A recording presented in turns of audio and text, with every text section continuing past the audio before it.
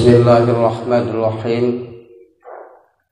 Assalamualaikum warahmatullahi wabarakatuh. Alhamdulillah, wassalatu wassalamu ala rasulillah wa ala alihi wa sahbihi wa man walah. Amma ba'du. Puja dan puji syukur kehadirat Allah Subhanahu wa ta'ala atas segala limpahan rahmatnya kepada kita semua, sehingga pada subuh Jumat yang mulia ini insyaallah mudah-mudahan kita semuanya sehat walafiat, kemudian diberikan oleh Allah petunjuk hidayahnya untuk menata kehidupan di dunia yang fana ini. Beruntung kita sebagai orang-orang Islam yang telah mendapatkan manhaj dari Allah Subhanahu wa ta'ala, yang diberikannya suatu pegangan yang teguh, pegangan yang benar, yaitu agama Islam yang dapat menyelamatkan kehidupan, baik kehidupan di dunia maupun kehidupan di akhirat. Mudah-mudahan tercapai target kita yang selalu kita baca doa setelah sholat atau pada acara apapun. Ketika doa kita lantunkan, kita tengadahkan tangan kita mengharap kepada Allah Subhanahu wa ta'ala.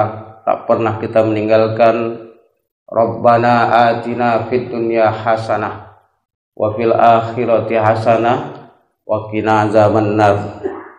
Itulah visi kita.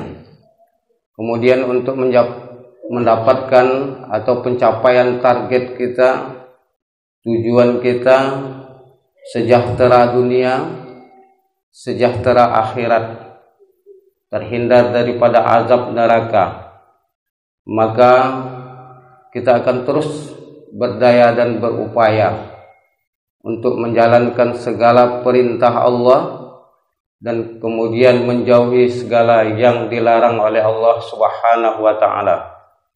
Dengan itu pula lah tumbuh ketakwaan kepada Allah Subhanahu wa ta'ala.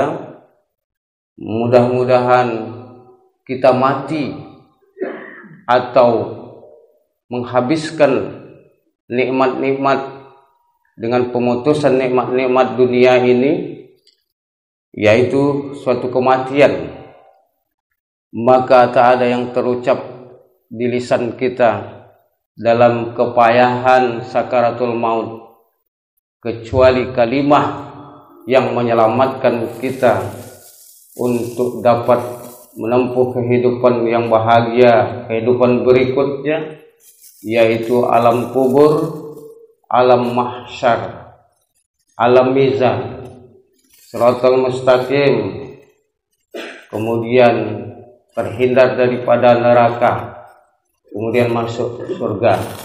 Kalimah apa itu? Yaitu la ilaha illallah Muhammadur Rasulullah. Kemudian mari kita berselawat kepada junjungan kita Nabi besar Muhammad sallallahu alaihi wasallam.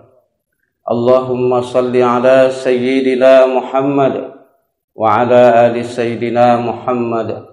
Mudah-mudahan kita beroleh akan syafaatnya di yaumil akhir kelak. Amin. Amin ya rabbal alamin.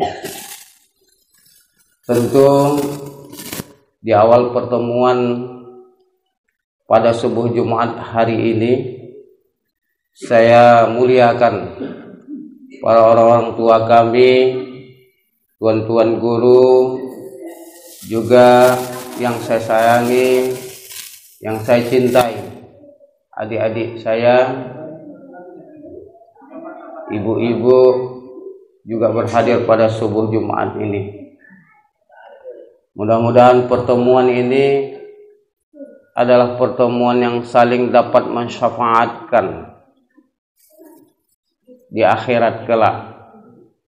Manakala ketika ibu-ibu atau bapak-bapak sekalian hadirin berada di surga nanti.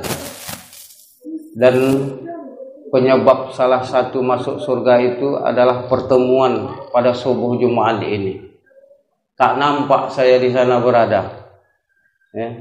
Tak ada di dalam perkumpulan bapak-bapak dan ibu-ibu.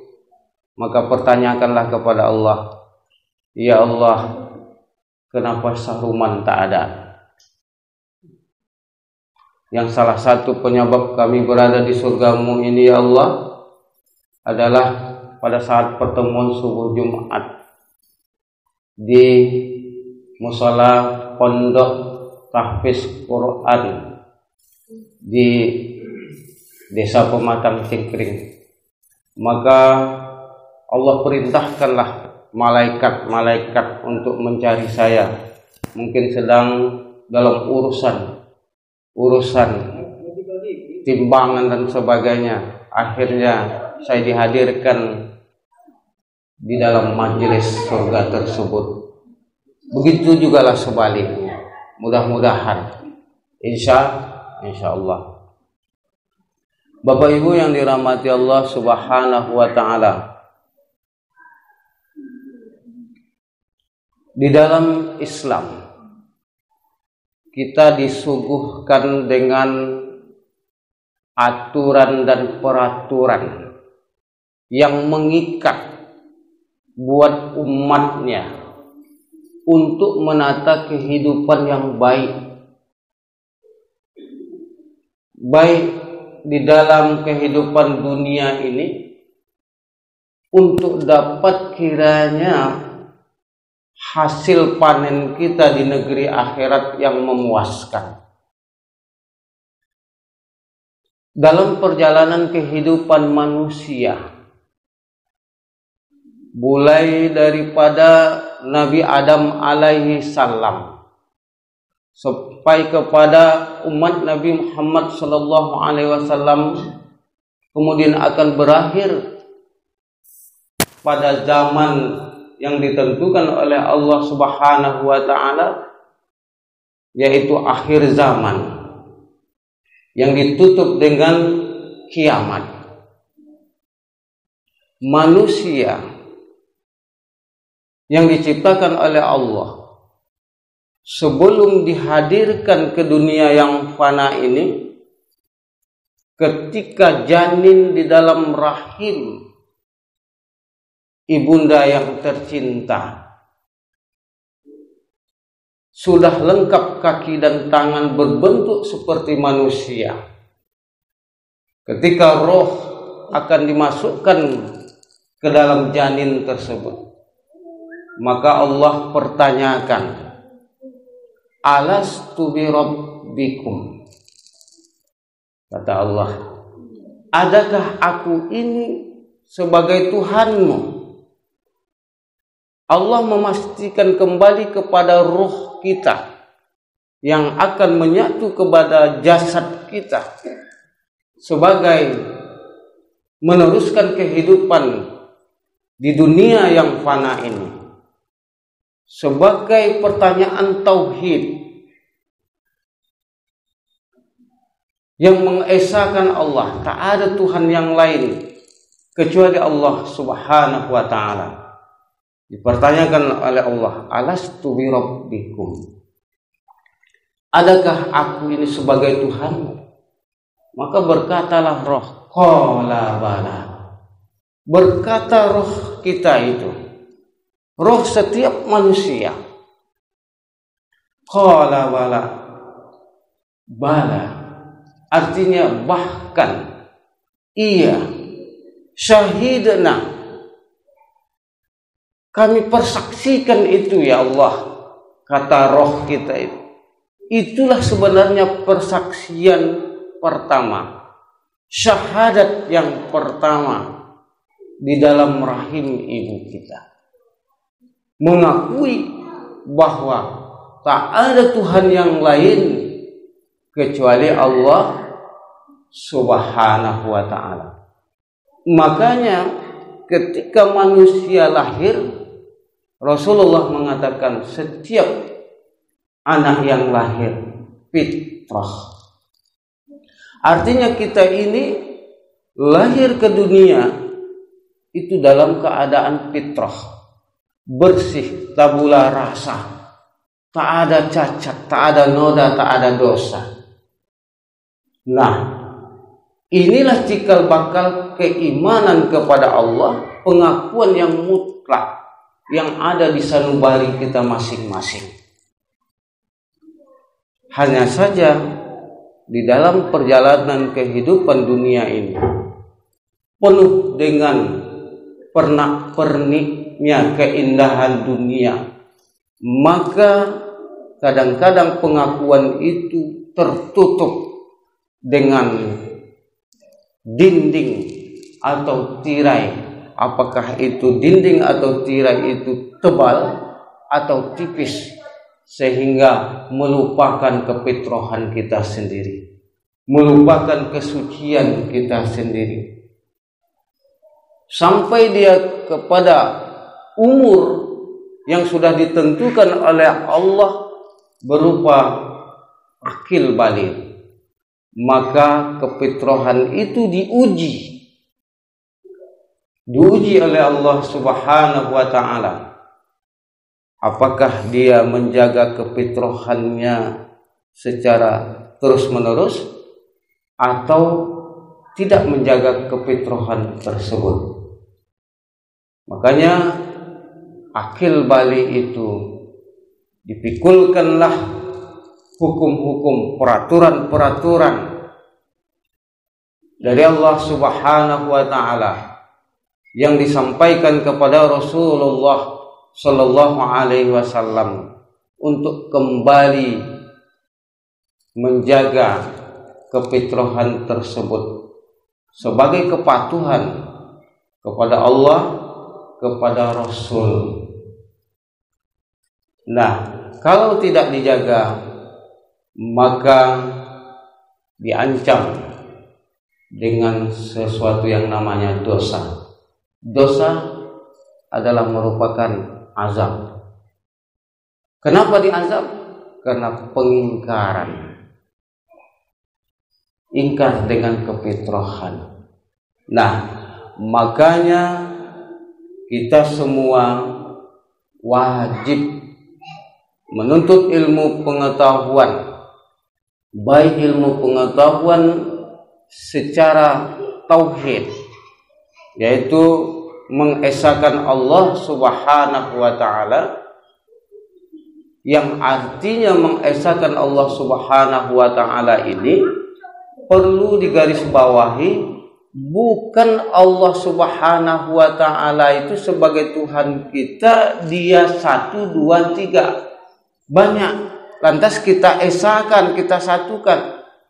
Maksudnya ialah pelajaran tauhid, mengesahkan Allah Subhanahu wa ta'ala agar dapat kita membersihkan iktikad kita daripada kesyirikan yang selalu saja menduakan Allah, yang selalu saja mengakui lebih ada kekuatan yang lain daripada Allah. Itulah yang kita bersihkan, yang bersemayam di dada kita hanya satu-satunya Tuhan, yaitu Allah Subhanahu wa ta'ala. Kemudian kita juga mesti mempelajari fikih. Mana itu fikih? Fikih ini adalah suatu ilmu pengetahuan, mempelajari tentang tata cara ibadah kepada Allah Subhanahu wa ta'ala. Ibadah kepada Allah Subhanahu wa ta'ala, bagaimana cara penyembahan, yaitu merupakan hablum minallah, dan bagaimana kita cara bergaul silaturahim dengan sesama kita yang merupakan hablum minan nas. Nah, fikihlah mengatur. Makanya ending daripada atau tujuan daripada mempelajari ilmu tauhid adalah tidak syirik kepada Allah Subhanahu wa taala. Ending daripada ilmu fikih atau tujuan daripada mempelajari ilmu fikih adalah mengenai sah atau batalnya daripada ibadah kita. Jadi yang dikaji di dalam fikih itu adalah sah batal, supaya amal ibadah kita itu berterima di sisi Allah Subhanahu wa taala. Nah, kemudian ada lagi pelajaran katanya tasawuf atau akhlak. Ending daripada pelajaran tasawuf atau akhlak itu adalah menjadi insan kamil, insan yang mulia. Nah, inilah yang perlu kita pelajari, inilah yang perlu kita tuntut, ya, di sela-sela kehidupan kita dunia yang fana ini. Harus bisa membagi waktu. Para ulama membagi-bagi waktu dalam 24 jam itu dibagi 3. 8 jam istirahat, 8 jam mencari nafkah untuk memenuhi kebutuhan zahir, kemudian 8 jam lagi menuntut ilmu untuk memenuhi kebutuhan batin. Maka orang yang pandai membagi-bagi waktu, terus dia bergulir dengan waktu yang ada, bisa dia menempatkan dirinya dengan baik, dia terus menuntut ilmu untuk pemenuhan daripada hajat hidup dunia akhirat, maka Allah angkat derajat orang yang menuntut ilmu. Allah Subhanahu wa taala berfirman di dalam Al-Mujadalah ayat 11. A'udzu billahi minasyaitonir rajim. Bismillahirrahmanirrahim. Yarfa'illahu allazina amanu minkum wallazina utul ilma darajat. Saya ulangi. Wallazina utul ilma darajat.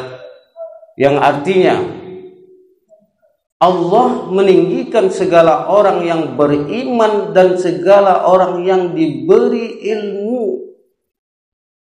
Orang yang menuntut ilmu dengan beberapa derajat. Insyaallah kita termasuk orang yang suka menuntut ilmu dan akan mendapatkan derajat dikarenakan kita sudah komitmen dengan kita adalah termasuk orang-orang yang beriman. Kemudian hadis Rasulullah Sallallahu Alaihi Wasallam, beliau mengatakan, "Thalabul ilm fariidatun ala kulli muslimin wal muslimah." Menuntut ilmu adalah fardu bagi tiap-tiap muslim, baik laki-laki maupun perempuan. Maka tidak ada kata, tidak ada cara kita mengatakan tidak wajib menuntut ilmu, atau tidak ada cara kita tidak menuntut ilmu. Wajib hukumnya menuntut ilmu.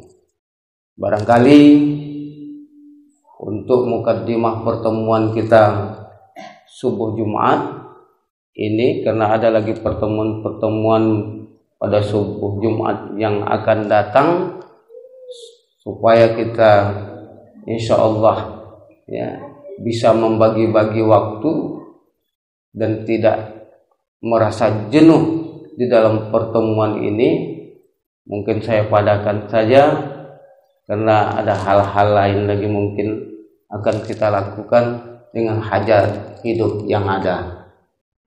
Demikian yang bisa disampaikan, lebih dan kurang saya mohon maaf. Billahi taufiq wal hidayah. Wassalamualaikum warahmatullahi wabarakatuh.